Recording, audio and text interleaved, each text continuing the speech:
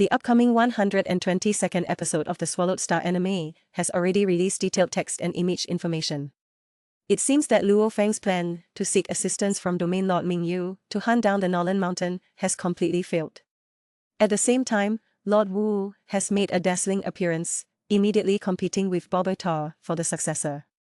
Additionally, the Thunder God has abandoned Luo Feng and voluntarily withdrawn from the Meteor Ink Star lineage. Now, let's delve deeper into the details. Mingyu let Nan Mountain go. It must be said that Nan Mountain was actively seeking death. Knowing that Luo Feng and the others had already sought the support of Lord Mingyu, they still dared to intercept them halfway. As a result, Luo Feng and the others used 10 planets to exchange for Lord Mingyu's intervention. Lord Mingyu readily accepted and decisively eliminated the Nan Mountain's family spaceship.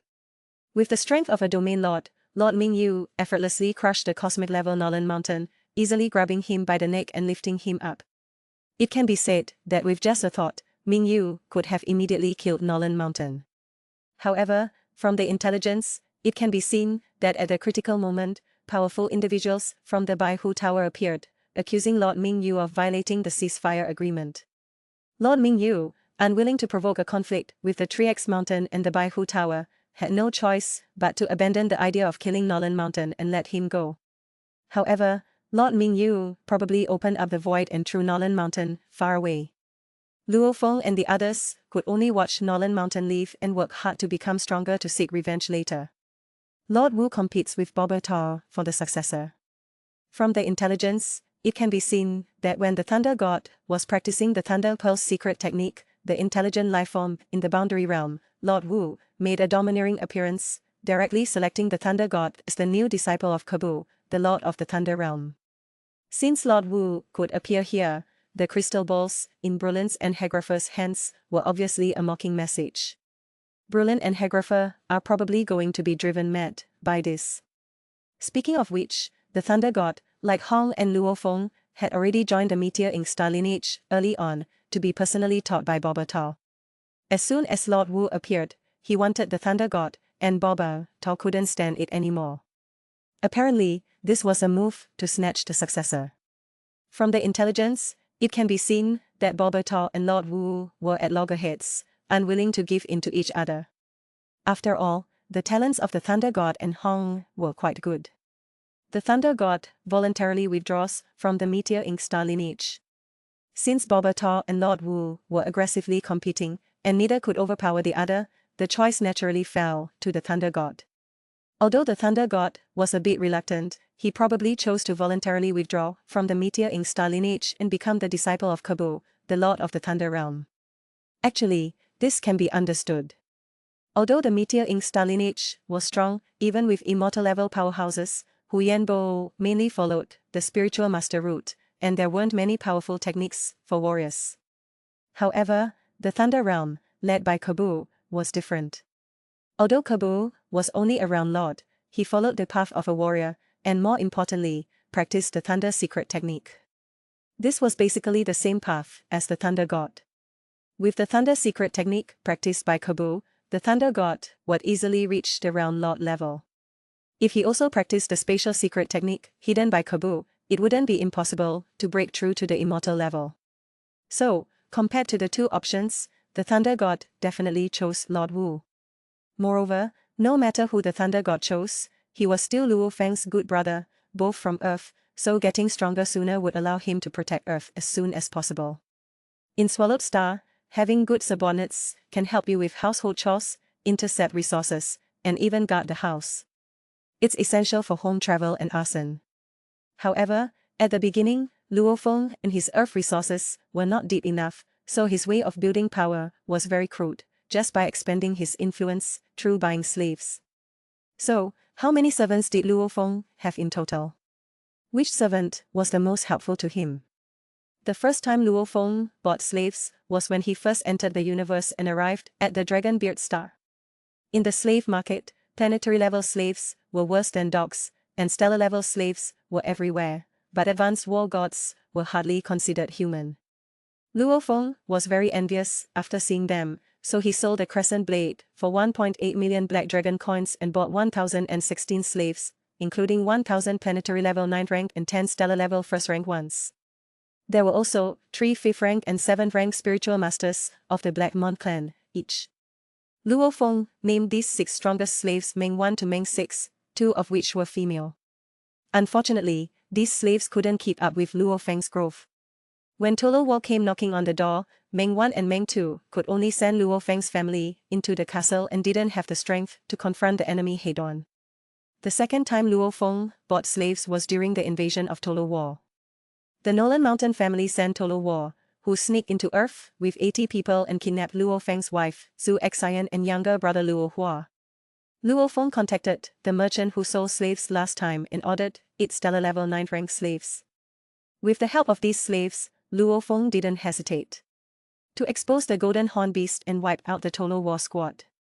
Among these 8 slaves, 2 were quite special, Tainan River and A.O. Bone. Tainan River and A.O. Bone were of great help to Luo Feng. Luo Feng and Hong, along with the Thunder God, teamed up to enter the Boundary Realm. With Tainan River and A.O. Bone, they dug up many thunderstones and exchanged them for life fruits and 2 Boundary Lord weapons.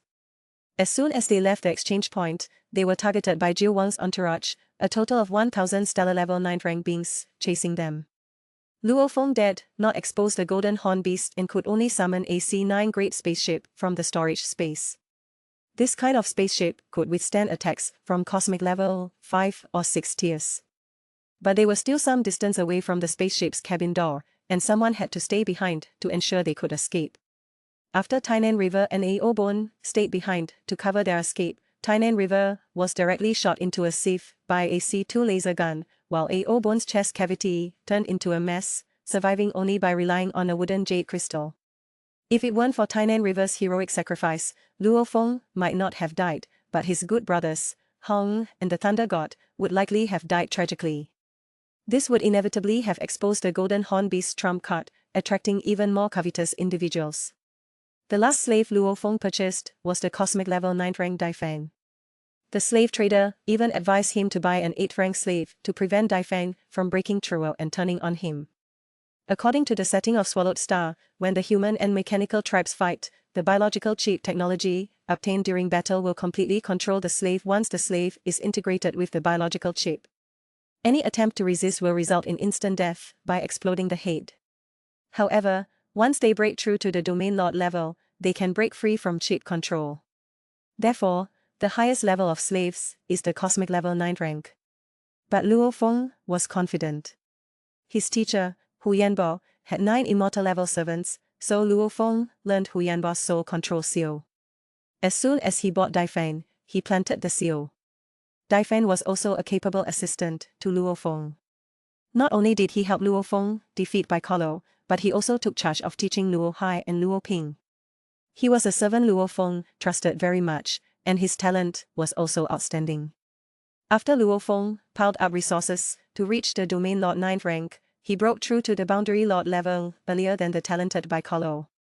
Unfortunately, when Luo Feng was about to subdue the nest mother of the insect clan, ordinary Boundary Lords couldn't help him anymore and could only stay on Earth to defend their families.